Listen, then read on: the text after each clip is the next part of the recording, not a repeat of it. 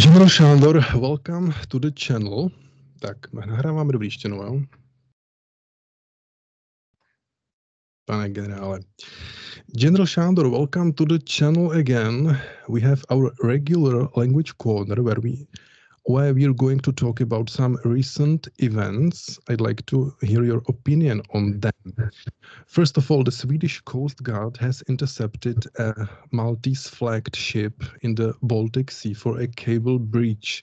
The vessel is owned by a Bulgarian company. The captain, Alexander Kalchev, admitted fault, but claimed it was not intentional. He stated that one of the anchor had fallen to the seabed in strong wind, which could have damaged the cable. He confirmed that there was no malicious intent. But meanwhile, editor Hobza, writing for Lidové noviny, has already published an article entitled Undeclared War at the Bottom of the Baltic. NATO sends ships and planes against Russian sabotage submarines. What if Kapitan Kalchev is right and it was the wind? What will Hobza possibly say tomorrow? How do you view the style of today's media in general? Let me say it's always a pleasure to be in your program. I've been watching the situation regarding the Russian sabotage towards all the Western interests. I am not naive. I hope I'm not naive. And I have no naive views on the Russian potential political goals. But frankly, if anything happens, I mean negative happens towards our interest all over the world, and we always claim that it was the Russians, I think it's not good. We shouldn't demonize them. They're not nice guys. They run a war, they run psychological operations, they run a spy operation against us, which doesn't surprise me because when NATO is their major enemy, we shouldn't be surprised that the Russians are willing to fight us, cost what it may. But on the other hand, to see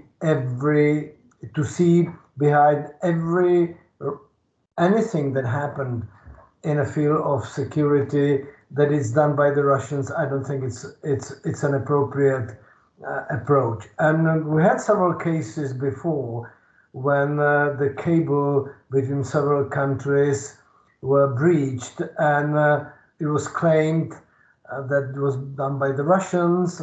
Some ships were taken by the country's military force. They were ransacked or they were searched, and at the end of the day, it showed that it was not the Russians, it was the Chinese and whoever. To what extent it is done by accident, as it is described by the Bulgarian captain, I don't know. But let me remind you that the ship belongs to the country that is part of the European Union. The captain is a citizen of the country that is both the member of NATO and the European Union, and it's hard to imagine that both countries are doing something that would be hostile towards Western interest under the Russian flag. So we should be careful, we should watch what the Russians do, there's no doubt about that. We should claim their responsibility if we are really reasonably certain. Otherwise, it may turn out to be something like the smash in the water, and really doesn't help us in our fight with the Russians. I mean, if say fight, I mean in the relationship that is really bad that we currently have with the Russians. And if we are really so determined to be perfectly sure who stands behind all these problems, we should first of all try to investigate and come to the conclusion who breached the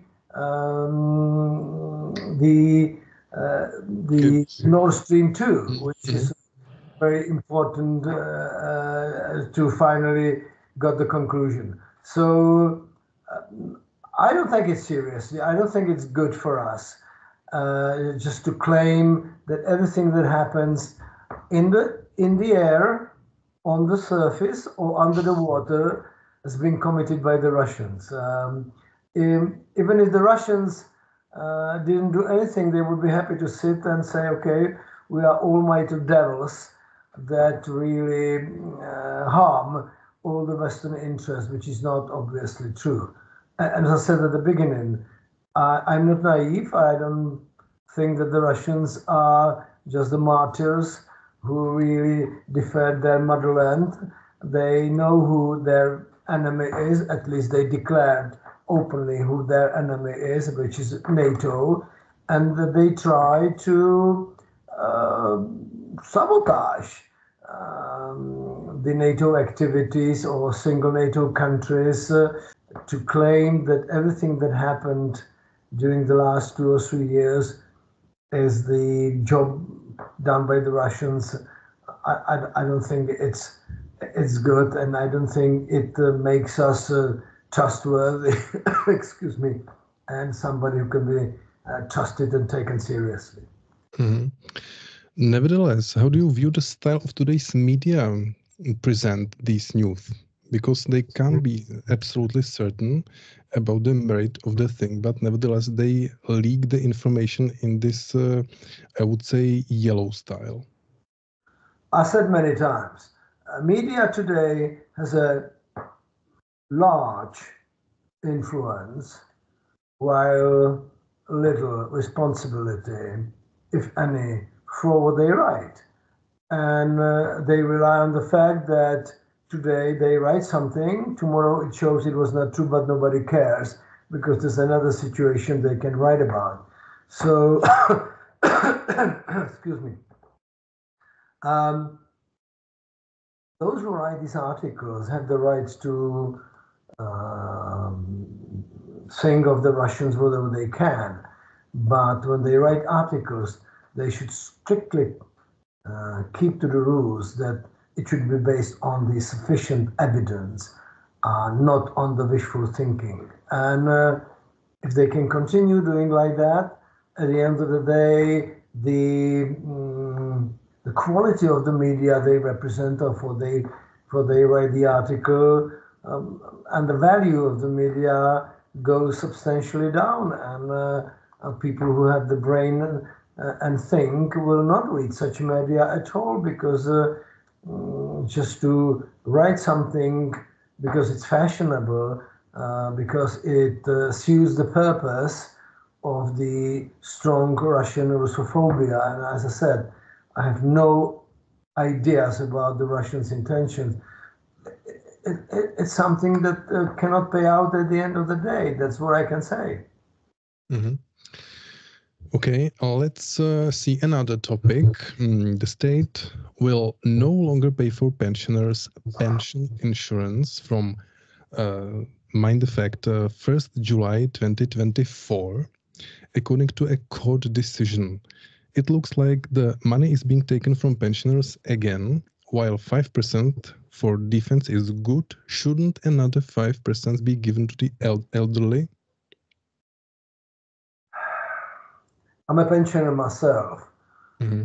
A situation where when I don't need to care that much about these things, because I have a good financial situation, but I can see many pensioners who will suffer from the decisions, and at the end of the day, the politicians will suffer from these decisions taken either by the court or by themselves. And we're talking about 2.5 million people, 2.5 million voters, who will hardly take it seriously when the government speaks about the necessity to defend this country, because what it may, even at the expense of the pensioners.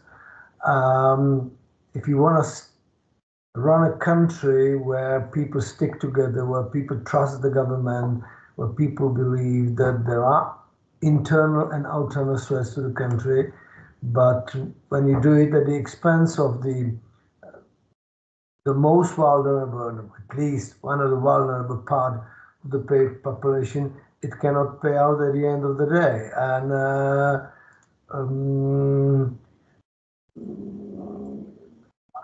5%, it's quite a lot of money to spend on military, but I would suggest some more balancing and acknowledging that there are certain elements within the society that have a limited chance to improve their way of living otherwise than going every month to the post office or looking at your bank accounts if the pension comes to your bank account. So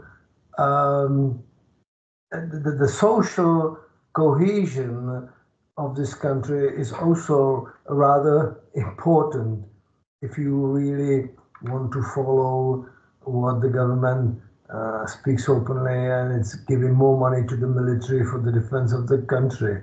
So I don't think this is the appropriate way to do it. And even the court, when it goes to that problem, should be more respectful for the pensioners than it has shown so far. Anyway, what is not good also here is that the decision should be retroactive. This is bad to my mind.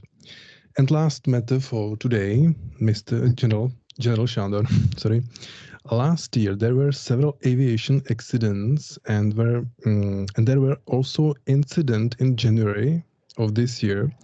With regard to the investigation into past crashes, the media have not reported on them as much recently. What are your thoughts on this? Why is it so? Frankly, I have not that feeling, which doesn't necessarily mean that it is not like you said.